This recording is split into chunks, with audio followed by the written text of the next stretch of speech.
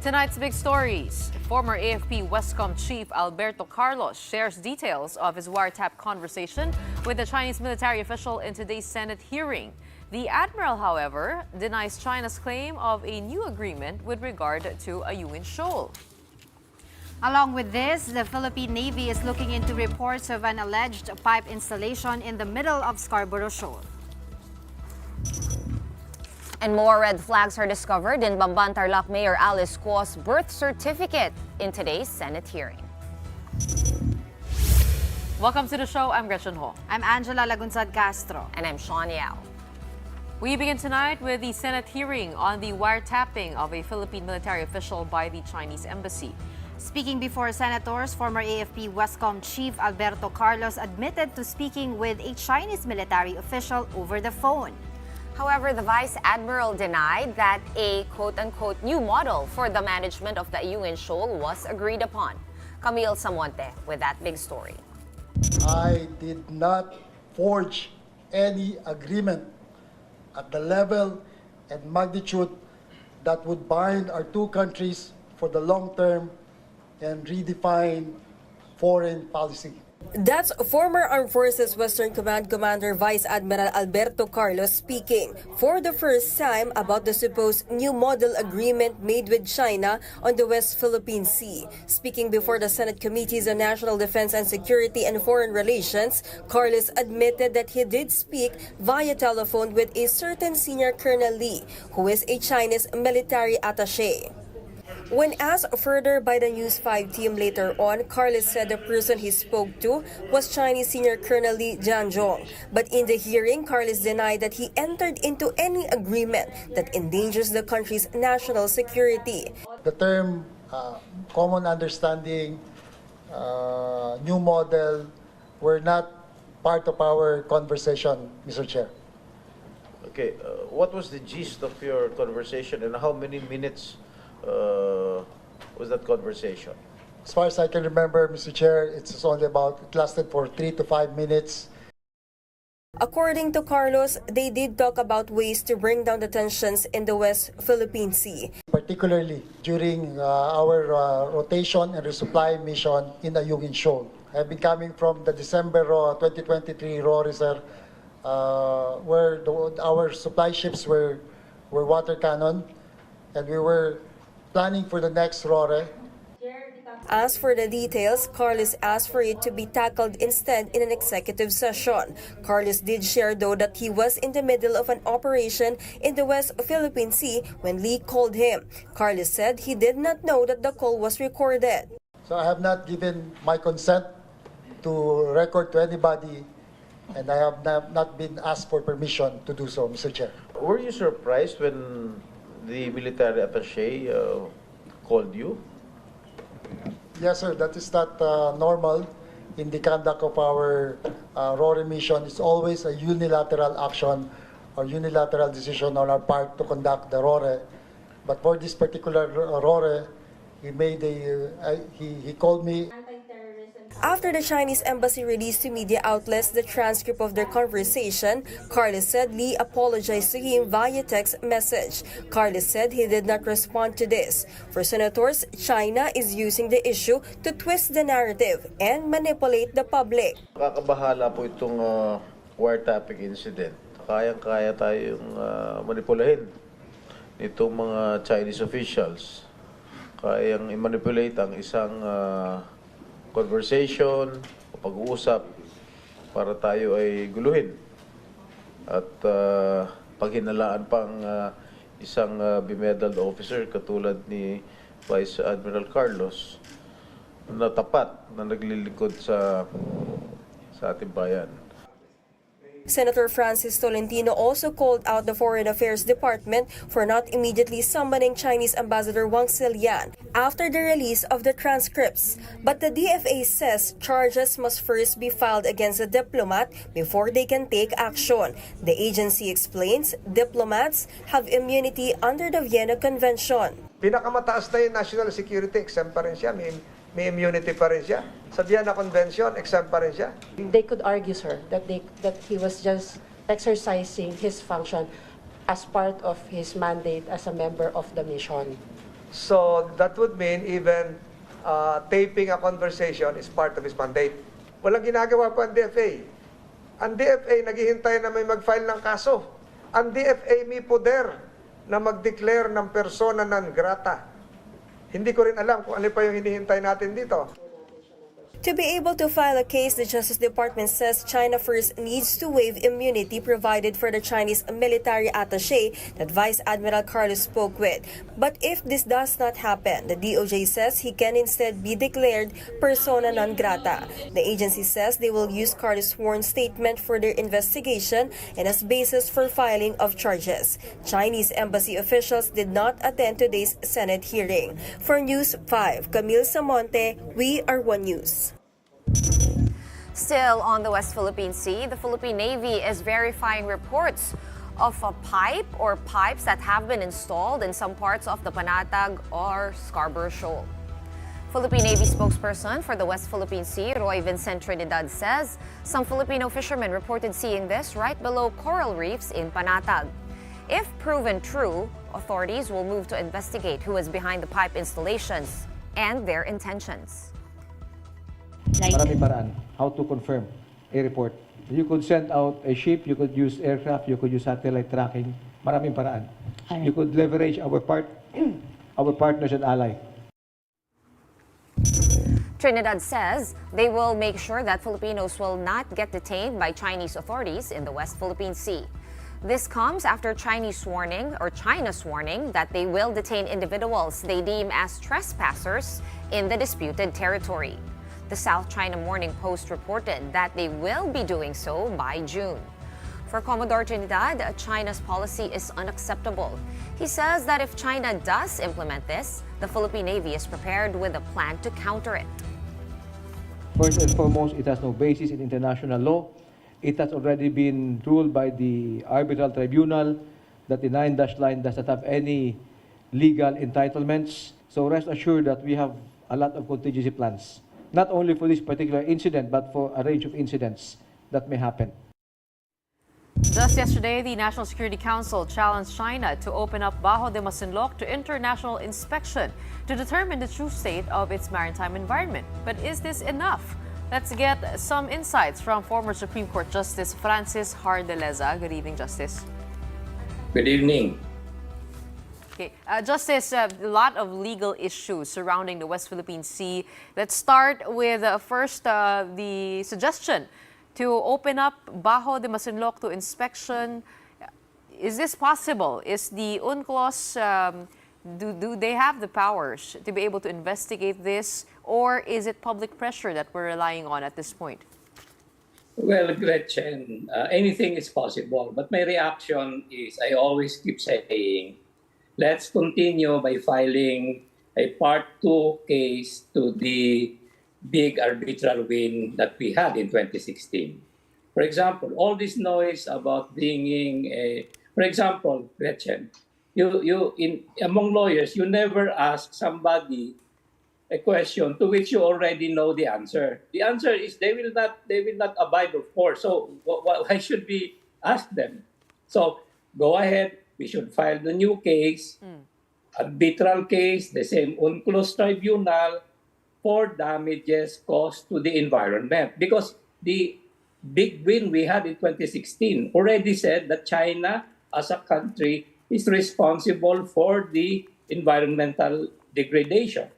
So what are we doing?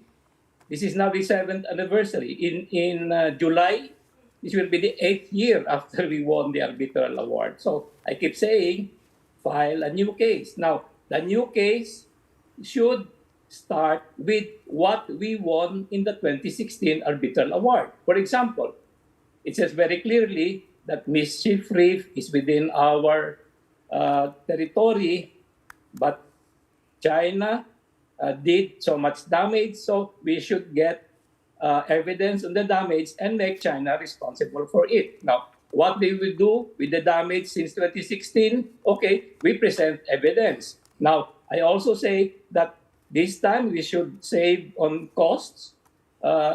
Let the Solicitor General and his team do the arbitration without need of expensive foreign counsel.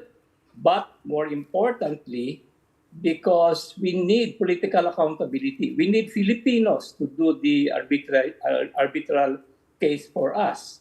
Now, if we win, then we can exact damages against China. Where do we exact the damages? Not in the Philippines, but in some financial center like London or New York. So I think all of these side issues, I feel so sorry. Why should we Filipinos why should Filipinos be fighting over each other? Obviously, China is just doing it. They're laughing at us, I think, because they will, for example, tap one of our people and then we investigate our people, we take the DFA to task. Hindi dapat ito. We should already start filing the case because, in our case, it took us 3 years to win. 1 year to prepare the case, 1 year magtagisa ng pleadings, and then 1 year mag-argue. So it will take a long time. Instead of I think, spending our time over these hearings, pinag-aaway tayo ng kalaban dito. Gretchen, that's my point. Where do we file the case? Is it going to be at the International Court of Justice or still the PCA? What's the legal avenue? The short answer, Gretchen, is we have learned already. We have learned the lesson of the arbitral award. We file it with the same court, UNCLOS. Why not the United Nations? Because the United Nations has no jurisdiction. Why not the International Court of Justice? Because you can file a case with the International Court of Justice only if China will agree. So these are all these are all settled issues. We should not be debating this anymore. Now, the Office of the Solicitor General and the DOJ, I think, will come shortly with recommendation to the President. This is where the Senate come in. They can have an investigation into what is the recommendation to the President, because I think this will become the President has to make a decision very soon. Why? Because there's going to be midterm elections. If we don't seize the moment, people will forget these issues. Or what I'm afraid of, kasi when during the time of President Aquino, this issue was not yet state center, so we were able to do our work quietly. But now we have had a presidential election. I don't know how much Chinese money was spread around, so we don't know anymore what. So we will have to wait, Gretchen. All right. Hi, Justice Jardaleza. Sean here. The Foreign Affairs Department has already said that the Solicitor General, or the OSG, is already considering filing this new arbitration case. But weeks ago, we also had Justice Scarpio here. As you know, of course, he was one of the proponents of our first arbitral case against China. This is what he had to say. I'm just going to pull up a soundbite so we can all listen to it again. Military activities are excluded, but the research vessel is not military.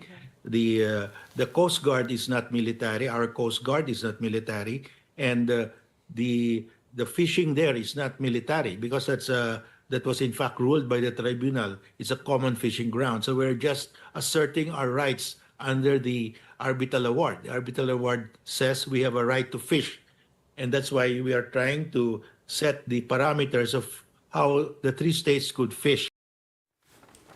Right, Justice Jardaleza, as we know, the fishermen are also having trouble accessing their traditional fishing grounds. And Justice Scarpio has said, of course, that rules for that must be set as well. Can you agree? Can you comment? And do you agree with what he said on how we should go about filing this case? I will repeat what I said. We should file the case yesterday because we won that case 7 years ago. Okay. When we filed the case, and suppose by June they will accost our fishermen, then in that case, we argue that the tribunal in 2016 already said this is common fishing ground. So we should not reinvent the wheel. We should not. We should come out with the new rules. Who will come out with the new rules? The arbitral tribunal already said that is common fishing ground for Filipinos, for the Chinese and for the Vietnamese. So ano pang pag-uusapan natin? Justice, sinasabi po kasi ng China daw na yung loob ng Scarborough Shoal is internal waters. So it's part of the territory currently occupied by China. Yes, Gretchen, that is what they say. But again, I go back. We won the arbitral award. It said that this is common fishing ground. So anong gagawin natin? If you listen to China, till kingdom come, they will say what they want to say. Ang sasabihin ko naman is, we file a new case, and then kung we file a new case for the environmental damage, then we allege that sinabi na ng 2016 that ang common fishing ground. Now, kung there's a actual case na they accuse a Filipino fisherman, then that becomes the case now. We don't have to study anymore. We don't have to have new rules. Right. But Justice Jardaleza, the whole issue is that, yes, we can win cases, we can keep filing cases, but on the enforcement side, dun tayo parang lumalagpak eh. Hindi naman natin ma-enforce, right? Technically, kung nasunod nga yung first case, edi nakakapasok tayo sa Baho de Masinloc, no problem. But how do we work on that side of it, no? Let's say mag-file tayo ng case, manalo tayo ulit, hindi acknowledged ng China because we unilaterally filed it. What happens then? How do we enforce that ruling? No. Ang pagkaiba ngayon is, sabi ko, when we filed the case today, which is 7 years delayed, we ask for damages, danyos, which we did not ask before. Because when it's a long story, but noong 2013, we were not even sure if we can get to first base. Okay? Now, the tribunal has said China is responsible for the environmental degradation. So ang kulang na lang, magkano ba ang danyos?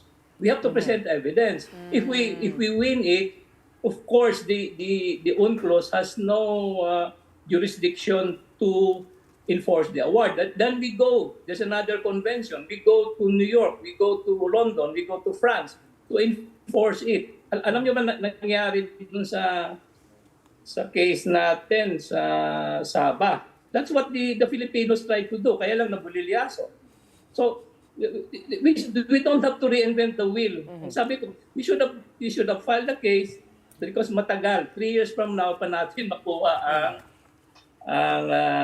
an award, and then we have to fight again to enforce. But remember, if we win an award, suppose we win damages in billions of US dollars, I am sure mag-iiba ang tono ng China.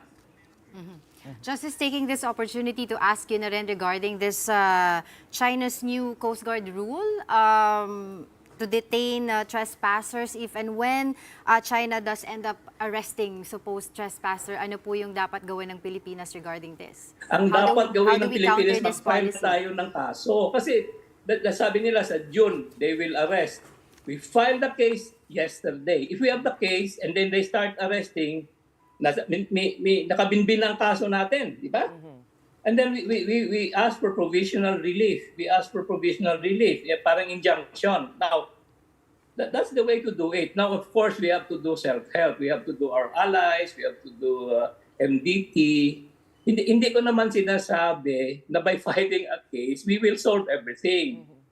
But nakakarindi na we spent so much. We spent almost $1 billion pesos to win the case. And then, kakalimutan lang natin. Okay. Justice, would you know, I mean, it's still referring to the new Chinese Coast Guard law. They are allowed to detain trespassers in their so-called territory for 60 days without trial. But our Philippine Coast Guard is also allowed to detain ships that have questions on safety and regulation.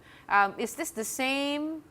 What's the difference, would you know? Alam mo, Gretchen, there is already a law. There is a Republic Act that governs ang tinatawag dyan ay poaching. When these foreign fishermen will poach in our waters. This was done in 2015. While we were doing the arbitral case, the Aquino administration already passed, this is a national law. malaki ang penalty dito. If a Chinese poacher comes into Philippine territory, $2 million ata ang fine. Kaya lang hindi ito na-enforce because you have to get the cooperation of the local government, you have to get the cooperation of the fiscals. Kasi ginagawa ng China, every time these poachers are apprehended by the Navy or the Coast Guard, nagpa-file sila ng bail. Ngayon, pag tingin natin na 2 million dapat yun ng bail. Now, but on top of that, if we file the case, then things will come to a head.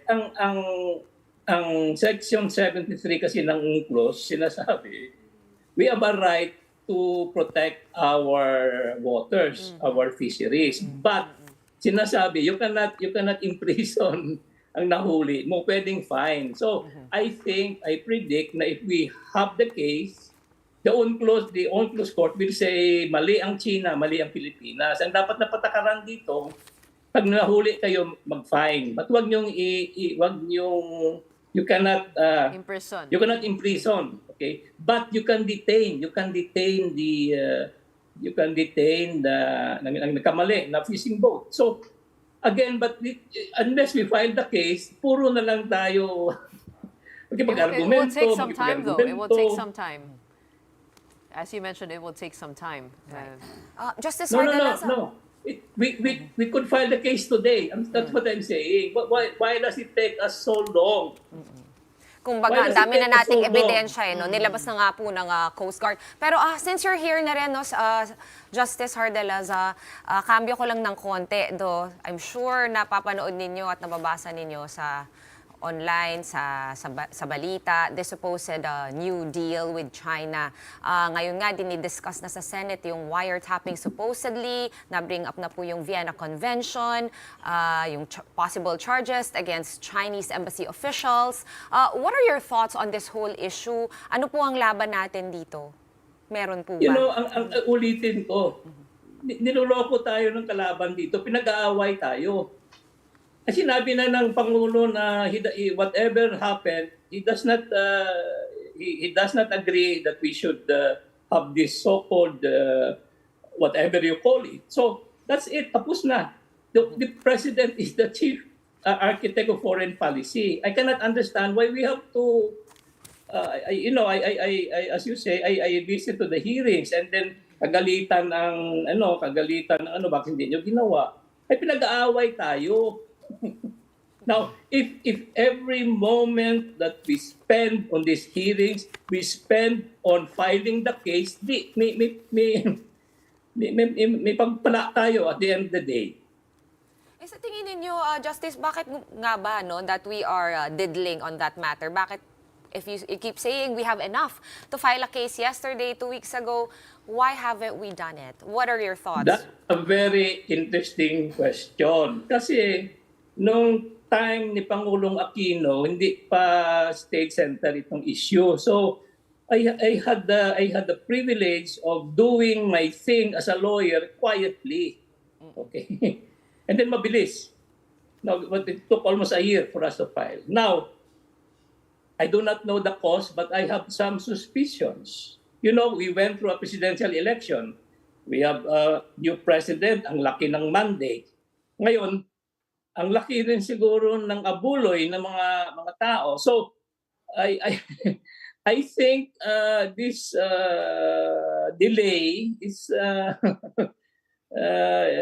your guess is as good as mine. That's why ang punto ko is we better get our act together. Otherwise, midterm elections. Which body is responsible to lead the charge in terms of filing a case? It's the president. The president is the chief architect of foreign policy. At sino Now, I know the president, he is not a lawyer, but President Aquino was not also a lawyer. But if you're the president, you can get things done fast, quick. Pero yung magbubuo po ng kaso. Kung committee mo yan, ang sabi nga, the fastest way is to get a committee death by committee, ganon. For us non-lawyers, Justice Jardaleza, ano po ba yung DFA po ba dapat? Yung Solicitor General po ba dapat? In terms of procedure, sino po, no? At kaninong department po yun babagsak? May ganun po bang rule or SOP, protocol? No. The rule is the President is the Chief Architect, is the Chief Executive. Pag nagmando ang Presidente na, ikaw, gawin nyo ito, dapat magawa. Kaya ang mangyayari ngayon, sabi ng isang departamento, akong hari-hari. Sabi ng isang departamento, akong hari-hari.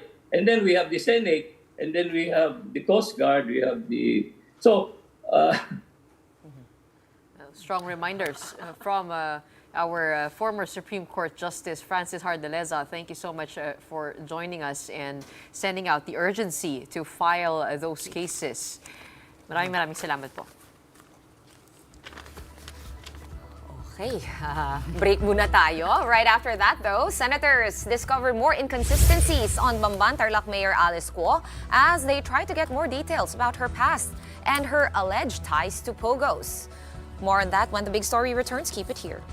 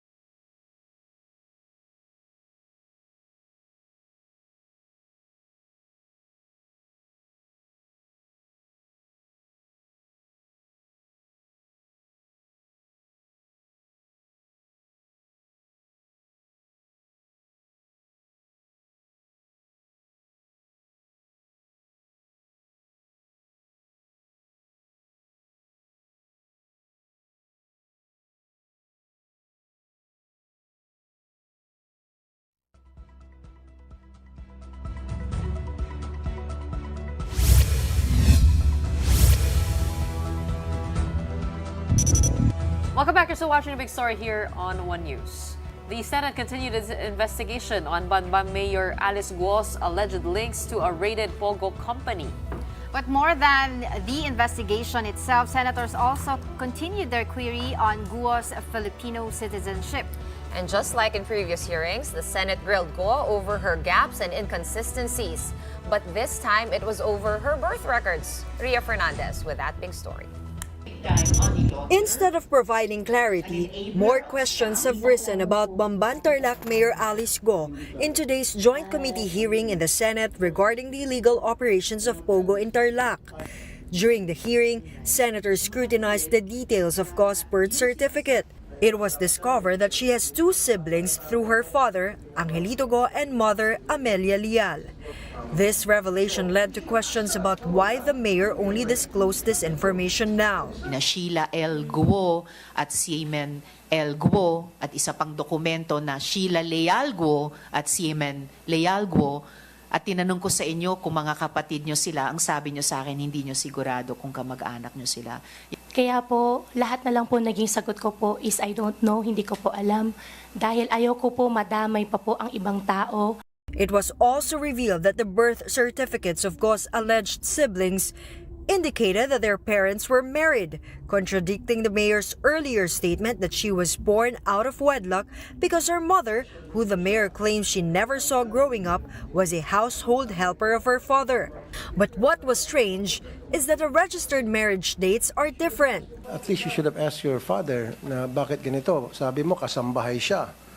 Kung kasambahay siya, bakit kasal kayo? Bago ka pinanganak, kasal na sila. And then lumilitaw sa birth certificate, kasal din siya. Iba-iba yung date ng kasal ng father mo dito sa mother, supposedly mother mo. So parang twice kinasal yung mother mo dito kay Amelia. Hindi mo ba tinanong sa papa mo yung discrepancy? I would have asked it, especially ikaw, mayora ka na. Your Honor, hindi po kasi namin pinag-uusapan po sa bahay. So, you should have asked that. Come on, Dad, give me a break. Tell the truth. I deserve the truth, right? Mayora ka eh. Oh, he didn't ask that? I don't believe you. Your Honor, yan po yung truth. Hindi po namin pinag-uusapan po sa bahay. Medyo sensitive. Due to Guo's inconsistent answers, the senators suspect it's possible that the mayor's claimed parents aren't her real parents. Ang tatay niyo po ba ay Chinese? Tatay ko po ay Chinese.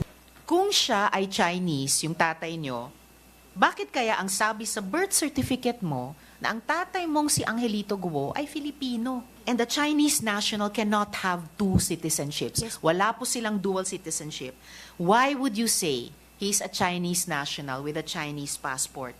Pero ang Mayor Guo initially stated that her father himself registered her birth certificate, claiming that she personally provided the personal details to the registrar. But based on a fact-finding of the Philippine Statistics Authority, there are no birth or even marriage records of the alleged parents of the mayor. Itong birth certificate na ito, pwede ba nating sabihin defective or invalid? Mali-mali information eh. Maaari rin po nating pag-isipan po na marami pong irregularidad dito sa birth certificate na to. Despite the questionable details about her identity, Mayor Guo's camp insisted that the allegations against her are untrue. They claim that they have nothing to prove. Wala na siya ibang passport. So now, the burden of proof transfers to the accuser. Napatunayan nila na peke yung mga hawak naming dokumento. Yung kanyang birth certificate, yung kanyang passport, ilang beses na po yun na-renew. In the same hearing, Guo said she was unaware that her foreign business partners have criminal records. This was after Ontiveros disclosed that Guo's incorporators in the Baofu Land Development Incorporated included Filipino national Rachel Joan Malonzo Carrion, Cypriot national Jiang Wan, Chinese national Zhang Rujin, and Dominican national Bao Yinglin. Wang For-Wan is an identified fugitive who is being hunted by the Presidential Anti-Organized Crime Commission. For her part, Guo narrated that after divesting from the company in 2022, she has not heard from them since. In the end, Ontiveros blasted Guo for not conducting due diligence, questioning how she could not even know about her own business partners' backgrounds. For News 5, Ria Fernandez, We Are One News. Now, as we all know, talagang this has been grabbing headlines. Sobrang daming conspiracy theories. And of course, the Senate has been continuing its investigation into this matter. But we did something better than that. We sent our mobile journalist, Marymon Reyes, to Bamban to see for herself kung ano bang meron doon. Andito po si Marymon. She is with us live to tell us her experience and what she found out and what she saw on that trip to Bamban. Maraming salamat, Marymon, sa pagdalo mo sa amin. Hey, Marymon. Thank you for having me here. Actually, if ikikwento ko siya, medyo magulo rin siya. Kasi I didn't know where to start. Kasi even yung narrative tungkol nga kay Mayor Alice Guo, halo-halo. Pero pinakauna naming pinuntahan sa munisipyo and nagkataon nandun yung pagsasama ng mga ITs. Mga AITA sila, 2 days na raw na ginagawa yung pagsasama na yun. And it's one way of them showing their support. First question agad, may bayad ba? May compensation ba? Wala raw silang bayad na natanggap. May narinig lang daw sila ng mga usap-usapin sa kanila mismo sa baryo nila sa bukid na, sa bundok na, gusto niyo bang pumunta sa munisipyo, ipakita yung suporta kay Mayor Alice Guo. Hence, nandun sila during that time. Pero are they supporting Mayor Guo? How is she towards the IPs? Mahal ba talaga siya ng mga indigenous people doon sa Bamban? Common sentiment nila, sa lahat daw ng umupo doon sa munisipyo, si Mayor Alice lang daw yung pinakaumabot sa bundok yung tulong, yung serbisyo. Isa sa common na pinakabinanggit nila, nakapag-aral daw yung mga tao sa bundok dahil daw sa hatid sundo program ni Mayor Alice Guo. So, susunduin sa mga bundok, hatid sa mga paaralan, and then vice versa hanggang makauwi. So, in short, for the indigenous peoples na nandun sa may liblib yan, Yes. sa mga lahar affected areas, sa mga rainforest, sa mga jungle, for them, for that group at least, siya yung pinaka-effective na mayor so far. Siya lang daw yung umabot sa kanila sa bundok. So nakita nila siya doon? Yes, nakita raw, and ang nabanggit pa nga, kasama pa raw nila na sumasayaw. During may cultural sharings daw sila, may events daw sila sa bundok. Did you see, were you able to go into the compound of Mayor Guo, see supercars, helicopters, choppers, the Pogo buildings? Unfortunately, ang pinaka-malapit lang na napuntahan ko is sa gate. Pero pag Gate ng bahay sa niya? gate nung Pogo, nung compound. Pero Wait, kasi so yung bahay niya at yung compound, magkahiwalay siya. Iba yun. magkahiwalay. Yes. Parang office yung ano eh, di ba? Parang warehouse na office na mukhang call center na malaki. Correct. Yun yung itsura nung Paufu. Yes, pero pag tumayo ka kasi sa harap ng municipal hall, makikita mo na agad yung mga buildings sa likod na pagkakalaki-laki. So yun na agad yung isa yung supposedly mall siya, plus yung establishments nga na related sa Pogo operations. Are they still there? The Pogo company, the workers? Temporary closed na siya until, kasi nga may current investigation na ginagawa doon. So nung nagpaalam tayo if pwede bang masilip, unfortunately hanggang sa gate lang tayo. Pero Well, nakita natin si yung Mayor dami. din daw, ang sinasabi niya kanina sa Senate is hindi daw siya pumapasok dyan, di ba? Yun din naman ang Wala rin sinabi. daw siya na- So nasaan yung mga workers? Saan sila napunta? Do they know? Did the guards know kung saan napunta yung mga tao or yung mga chismoso doon sa tabi? About 800 Filipino and foreign workers yung na-rescue nung ni-raid nitong March nga doon sa Pogo Hub. 165, yun yung mga dineport na Chinese workers. While the rest, currently under investigation pa sila. Pero ang claim kasi dito, meron nga daw itong kinalaman sa fraudulent activities, love scam, cryptocurrency, and others alike. Kaya ngayon, even yung anti-cybercrime group ng PNP, ang ginagawa nila ngayon is iimbestigahan, i-confiscate yung mga computers to check if meron ba talagang kinalaman itong hubs dun sa fraudulent activities. You mean to say, nung ni-raid nila nung March, kinuha nila yung mga tao, hindi nila, kumbaga, kinuha yung mga computer as evidence? May reports kasi from a Vietnamese national na naka-escape daw doon sa hub. Siya yung parang naging, not much of a whistleblower, pero parang siya yung nagbanggit na may nangyayari po doon. May claims pa nga na may underground tunnel pa siya. Baka nga raw meron doon. Hindi pa enough. Hindi pa. Yes, hindi pa.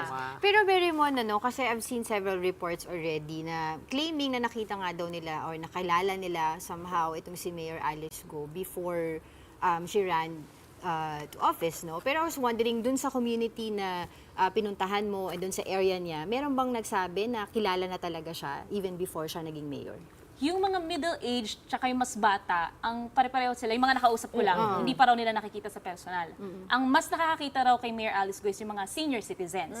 Kasi even before daw pumasok sa politiko si Mayor Alice Guo, nakakasama na raw nila ito kasi nagpapatawag daw, may pa-aginaldo, may pa-activities, may pa-programs daw. And pag tinatanong daw kung saan nanggagaling yung pera, galing daw yun kay Mayor Alice Guo. Doon sa dagdag ko lang sundutin ko lang, doon sa sinasabi ni Senator Jigoy Estrada na allegedly, na meron siyang partner na politiko. Na live-in? Hindi lang partner sa business, but partner in life. Yun ang sabi niya, allegedly. Meron ka bang ding narinig na gano'n na kwentuhan when you visited the area? Wala. Kasi medyo, not sure if link up sila na pag-usapan yung ganitong mas malalim na issue or controversy related to Mayor Alice Guo. Pero kasi ang pinaka-common nila na sinasabi lang, wala silang ibang masasabi kundi pasasalamat daw kay Mayor Alice. Kasi kung hindi raw dun sa kanila, hindi raw magiging as much as possible develop ngayon yung Bamban. May food establishments, convenience stores na dinadagdag. Even daw ang paglilinis doon, tinututukan daw ni Mayor. So technically, wala tayong nakukuhang info. Even yung tungkol sa magulang niya na supposedly Filipina housemaid. Paano kaya siya nanalo? I mean, sabi nga nung mga experienced politicians that they don't know her, she was endorsed by the former mayor. Is that the sole reason? Ano pa yung mga nababanggit na? Paano siya nagkampanya? Wait, dagdag lang sa tanong ni Gretch. Yung nabanggit mo kanina, mga senior citizen, nagpapatawag siya, namimigay ng pera. Was that before the campaign period? Kasi parang ang timeline so far, kahit magulo siya, is that inendorso siya nung dating mayor 1 year before 2022. So, 2021 yon. So, kailan nagyari itong mga nagpapasikat siya, papakilala, di ba? Bibigyan ng aginaldo. Was that around that time, nung inendorso na siya ng former mayor, or was it happening even before pa that? Way back before entering politics daw. Ang sabi ng senior citizens na nakausap natin. And for the others na nakausap natin, yung isang bukid daw kasi sa Bamban Tarlac, dun daw nakatira din or nakikita si Mayor Alice nung bata pa raw siya. So may nakakakita sa kanya? Ito ba yung farm? Ito yung farm. Yes, ito yung farm. Okay, how big is the business, the farming business? Because there are already viral posts Yes. citing how she can afford A chopper. 12 cars, supercars, 20 cars. also her clothes, Branded di ba? Puro bags, branded bags, clothes, clothes, everything. shoes. How big is the farm business? Actually, funny thing is, habang hinahanap natin kahapon kung saan ba yung piggery, iba-iba rin sila ng tinuturo. Pero turns out, nadadaanan na pala namin somewhere in Tarlac, in Bamban, Tarlac, yung piggery nila. High-gated siya eh. Cement-gated siya. So, hindi mo siya masisilip technically kung ano bang meron sa loob. Pero mahaba maaamoy mo siyang na malaki? piggery siya. Mahaba siya. So malaki So, siya. hindi mo siya matatouch kung gaano kalawak, pero mahaba siya. And then, so you could just estimate kung gaano karami ba yung mga babuyan na nandun sa loob.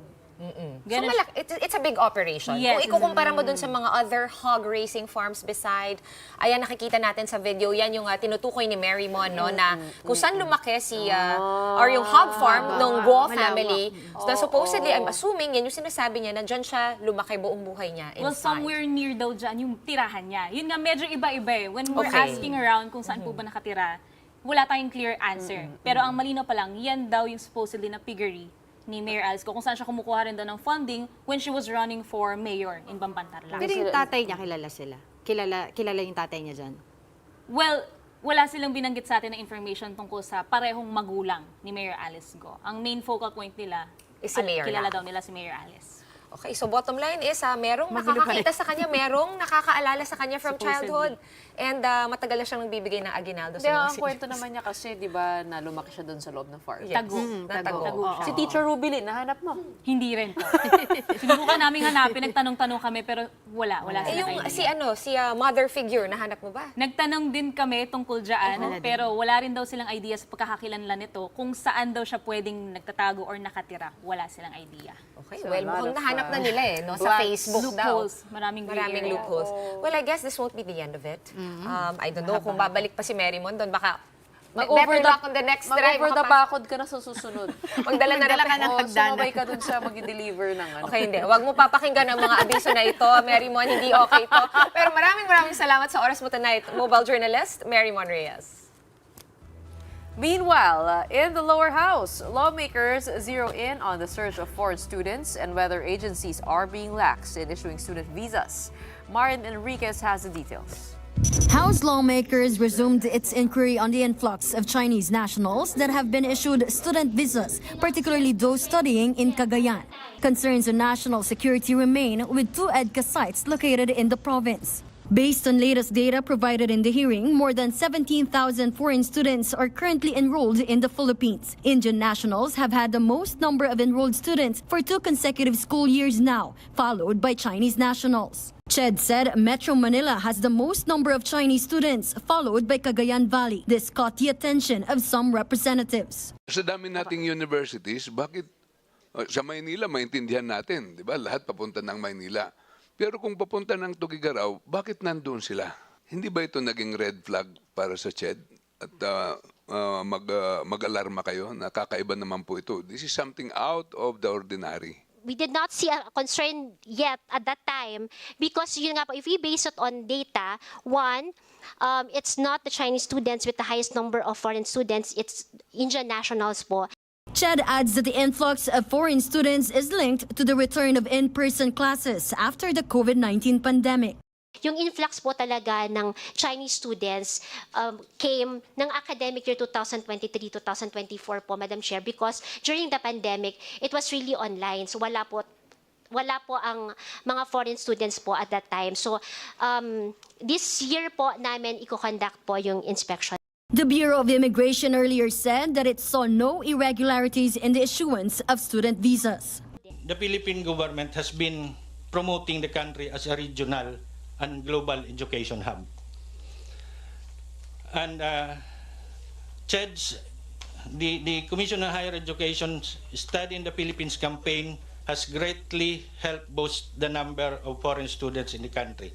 Minority Leader Libanon meanwhile questioned the DFA on whether there is enough safeguards against careless issuance of student visas. Kayo ang foreigner person nakikipag-usap sa international at nakita ninyo may EDCA site doon at doon nag-a-apply sa inyo yung 9F, 9A conversion to student visa. Hindi nyo ba nakita yung numbers na ito at i-alarma ang ating ISAP, ang ating NICA, ang ating Immigration Commissioner. We conduct security clearances with BI and NICA, and we work closely with them.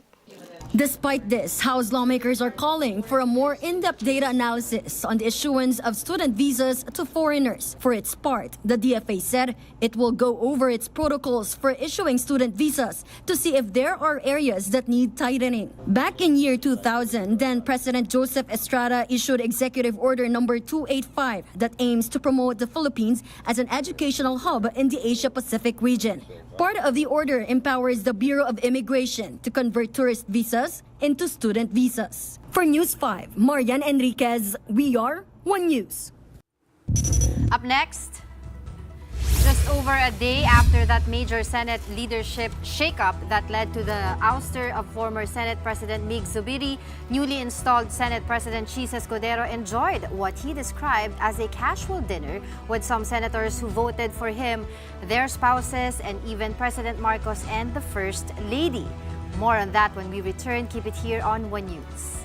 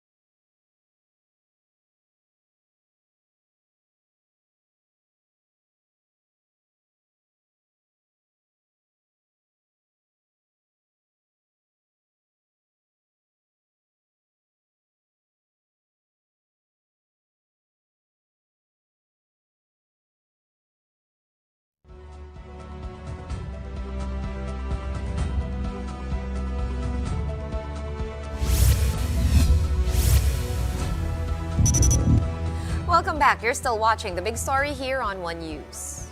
Right, senators were invited to a dinner hosted by the first couple, which they said was a quote-unquote purely social event and should not be politicized. Camille Samonte with the details. After the whirlwind leadership change earlier this week, a dinner hosted by the first couple with some senators is fueling fire to the ouster. First Lady Liza Araneta Marcos posts on Instagram, had a nice time breaking bread with the senators and their spouses. In her previous caption though, she added, "Hope to see you guys again in August." This part was later on deleted. Senate President Chis Escudero insists it was a purely social event. May matagal ng imbitasyon, pangatlong imbitasyon na to ng palasyo. Yung unang 2 beses, hindi ako nagpunta. Ito unang pagkakataon nagpunta ko at pakiramdam ko dapat lamang naman bilang bagong halal na tagapangulo. Socials lang yon. Zubiri ally Senators Win Gatchalian and Loren Legarda were also present in that dinner. Gatchalian said the dinner had already been scheduled before the leadership change took place. He adds that all senators were invited. Purely socials, wala naman na pag-usapang politika. Actually, matagal na itong dinner. Na-advise ako nito mga 3 weeks ago. Matagal na itong dinner na ito. Na-advise ako 3 weeks ago na merong ganitong dinner. So, kahit even though malayo pa, even though hindi pa napag-uusapan ng leadership change, meron nang nakaset talaga. Tinuloy lang dahil nakaset na eh. Meanwhile, Escudero said he has yet to talk about charter change with President Marcos. The Senate President has said that he is personally against Chacha. In the meantime, he believes establishing a good working relationship with the lower house should be a top agenda. We have to balance our relationship with the House. Meaning, ayusin naman natin, we can agree to disagree. but not be at each other's necks, nose, na mag-aaway. Pwede naman mag-agree to disagree. Meanwhile, the Senate is hoping to move forward with a set of committee chairmanships that include Senate leaders who resigned from their posts. Escudero said they are hoping to find a place for his predecessor, Senator Mig Zubiri, and his allies. I don't know yet. We will be offering them some committees, so it'll be up to them which ones they will accept. For News 5, Camille Samonte, We Are One News. At eto na nga, just before they go on break, the Senate has chosen new heads for some of its committees. The Finance Committee in charge of the yearly budget is now with Senator Grace Poe. Former Senate President Mig Zubiri gets the Economic Affairs Committee. Zubiri ally Senator Sonny Angara gets the Justice and Human Rights Panel, while Senator Joel Villanueva is now in charge of the Labor Committee. Other chairmanships include Senator Rafi Tulfo on Public Services, Senator Pia Cayetano on Energy, and Senator Alan Cayetano on Trade. All right, and just before we go, time for our big picture tonight.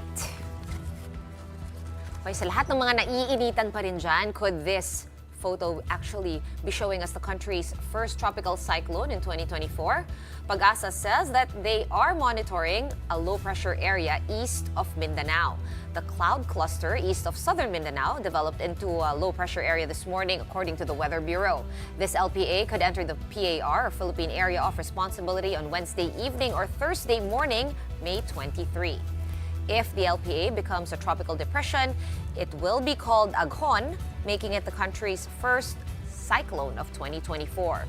Pag-asa had previously said that the Philippines may see up to 2 tropical cyclones this month as hot weather continues to affect the country. The question is, will these storms bring the much-needed rains to fill our dams or even make landfall? Or will it dissipate? Ang daming tanong eh. Ginawa ko lang parang hearing sa Senado. Parang bagay nga sa May mga nangyayari cliffhanger. sa balita ngayon. Cliffhanger. May paparating na bagyo. May, diba? Well, a lot of people would say, nandito na ang first Ang bagyo. bagyo. Ito na, tumama na. Oo nga Tatlong naman. bagyo this week. Ang busy, no? Wednesday pa lang. Wednesday pa lang, di ba? Oo, Wednesday pa lang. May dalawang araw pa. Naintindihan ko na bakit yung civilian convoy was held a week ago kasi they're probably avoiding the rough seas. So along with those rains, rough seas also. Makes sense. Pero in any case, when you're in open sea, things could just change, di ba? Pero kasi Biglang pwede mo- yung pagpupunta ka sa medyo malayo-layo, you have to choose the best time, the best season to do that. Right. That's why before yata ang plan nila February, pero it's not good daw weather-wise. That's Correct. why they pushed it to May. At saka mas flat doon sa side na yun ng Zambales pagka summer. Kasi pagka mga Burr months dyan, pag nag-start na umulan, nagiging surfing spot siya. Magugulat ka na lang. Ang lakas yung mga alon, yes. Alright, tama na. Usapan, chismisan ng mga maritas. That's it for the big story tonight. We are One News, all sides, all the time. Thanks for tuning in and have a good night.